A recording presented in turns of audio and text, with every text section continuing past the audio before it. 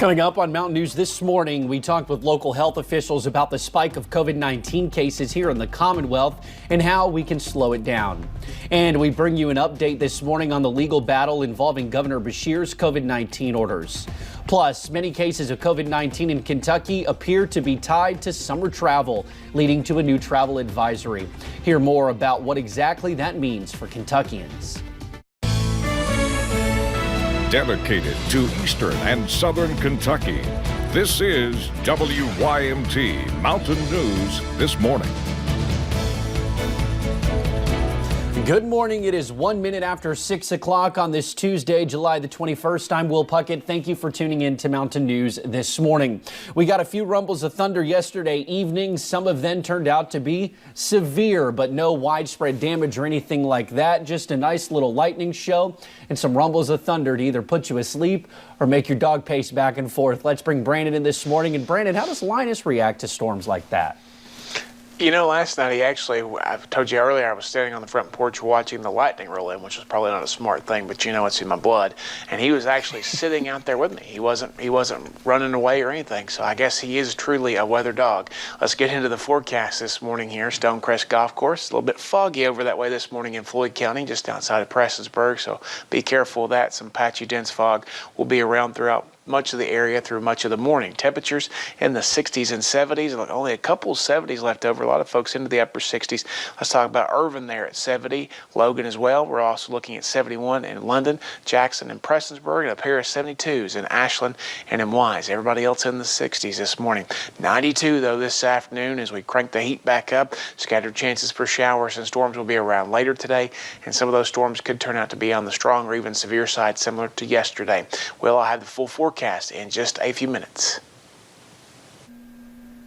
All righty, Brandon, thank you. Well, after nearly 1,000 cases on Sunday, Kentucky reported just 258 new cases last night. However, that number is likely lower because of lab closings during the weekend. As of last night, 23,414 Kentuckians have tested positive. Governor Beshear also announced one additional death that now brings Kentucky's death toll to 671. And the new cases have the state's positivity rate at just more than 4.5%. Well, the state of Kentucky, like many others, is seeing a spike in COVID-19 cases. On Sunday, nearly 1,000 cases, as we just mentioned, were reported in Kentucky. That was by far the largest single-day total since the pandemic began. WYMT's Madison Pergram talks to an infectious disease doctor about the numbers. I cannot stress enough how concerned I am. On Sunday, Governor Andy Beshear reported 979 new COVID-19 cases, the largest increase seen in only one day in the state of Kentucky. We can say clearly that COVID-19 is sweeping the whole country. So the numbers are on the rise. We have skyrocketing numbers and surge at this point. Numbers that Pikeville Medical Center Director for Infectious Diseases, Fadi Alacross, says to him are alarming. We are emphasizing all the time, pushing for one message. We need hand hygiene, social distancing, masking. Seeing personally how the virus impacts all ages. 10 cases in the hospital, and I cannot stress enough that young people are paying the price for that. I have 20 years old male, 26-year-old female, 31-year-old female, and 31-year-old female.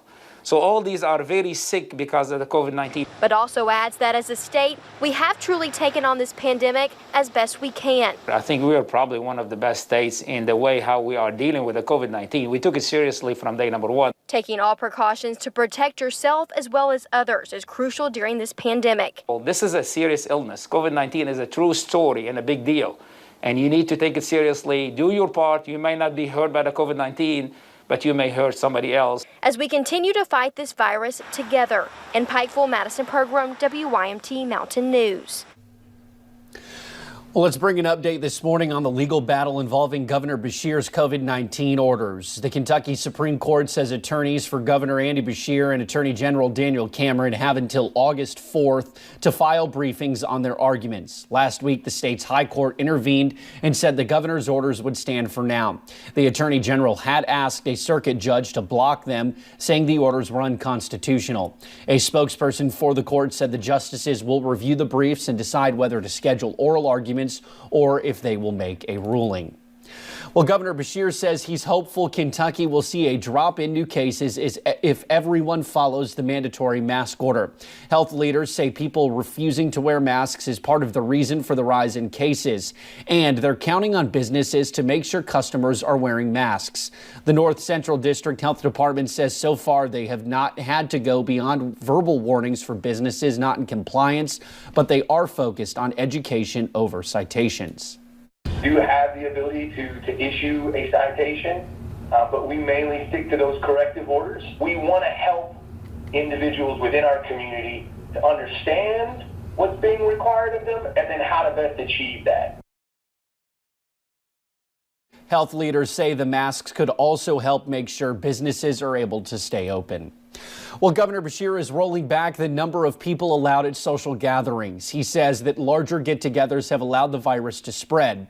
And he says many people have let their guard down, leading social gatherings to be the second biggest cause of the new increase.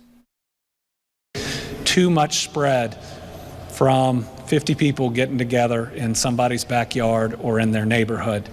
Now, I know 10 is different, but 10 is much more manageable. It can contain the spread, and if everybody could help us out with that, again, we don't want to become Arizona or Florida. Florida is 11 to 16,000 cases a day. The limited gatherings do not impact things like weddings, restaurants, and bars. Well, the governor says many of the recent cases are linked to travel to coronavirus hotspots. That's leading to a new travel advisory. Here is a look at the 9 states under that advisory. All of them have positivity rates above 15%, and anyone who travels there is being told to self-quarantine for 14 days. Nick Oliver explains the order and its impact. These are areas that right now we know aren't safe. Governor Andy Beshear wasting no time after a record number of cases announced Sunday. 2 actions, a mandate on social gatherings being held at 10 people. It had been 50. The other action surrounding travel, specifically to states where over 15% positivity rates have been confirmed, asking the public to self-quarantine for 14 days when returning. 2 hot destination points for Kentuckians were on that list, South Carolina and Florida. We need people to change their plans because it's a life and death matter for this Commonwealth. And I get you need to get away. I'd love if you travel in Kentucky. It'd help us in a number of ways. You know, people putting themselves at risk is also putting me and my kids at risk. Lola Lopez and her 2 kids usually head to Florida every year, but this year they are taking a break after watching cases continue to rise in the hotspot. She also questions if people coming back home will actually take the governor's advice and self-quarantine. I think that people just aren't thinking it through. Keep in mind that you're working toward your own safety. Your precautions are about you and your family, but it's also part of a larger community. You have to go to the grocery store with me, and I really hope that we don't make each other sick. Meanwhile, the governor saying it's time for Kentuckians to settle in before August looks more and more like just a few months ago in March. We've got to, in the next 10 to 20 days, at least stop the increase. Otherwise, we're going to have to take more significant action. Otherwise, it's going to cause us to roll back a whole lot. At the Capitol, Nick Oliver, WYMT Mountain News. Now, the governor also said the state was moving towards more testing to allow more access to Kentuckians. Well, with cases rising, going back to work or sending your children back to school could create some difficult decisions, but there is an option for some families. In mid-March, Congress passed a paid leave program called the Families First Coronavirus Response Act. According to the Department of Labor, businesses with less than 500 employees must provide 2 weeks of sick leave at 2/3 pay if an employee has to watch their child whose care has been impacted by COVID-19. The act also allows for up to an additional 10 weeks of paid extended family and medical leave if you've worked at the business for at least 30 days.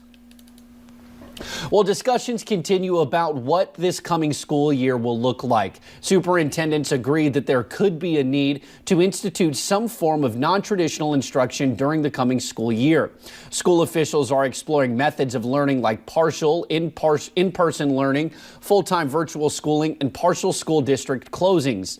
Officials discussed how that might affect each student on a day-to-day basis. That's more of what we might refer to as a blended model, where the kids are getting both in-person instruction and virtual instruction. Discussions leading to the start of school will continue in August at the next Superintendent Advisory Council meeting. Well, it may be July, but we are just months away from the November election. And yesterday, U.S. Senate candidate Amy McGrath spoke to members of the Madison County Democratic Women's Club. She gave her thoughts on how leaders on both sides of the aisle are dealing with the ongoing pandemic. McGrath calls for independents, Democrats, and Republicans alike to unite during these trying times. We all need to come together. This race isn't going to be won to defeat Mitch McConnell. It's not going to be Amy McGrath doing it. It's going to be all of us. McGrath says she prefers to call the stimulus package an emergency package needed to keep our economy afloat. Well, Congress will soon begin debating that next relief package. Negotiations are still underway, but the current GOP proposal is expected to cost close to $1 trillion. Negotiators on both sides say school funding will be a priority in the next bill. Senate Majority Leader Mitch McConnell is expected to unveil the Phase 4 relief package this week. Kids in school, jobs, and health care would be the theme of the proposal that we hope to come together and present to our Republicans. President Trump says he will be leading a coronavirus task force briefing at 5 p.m. this evening, his first since April 27th.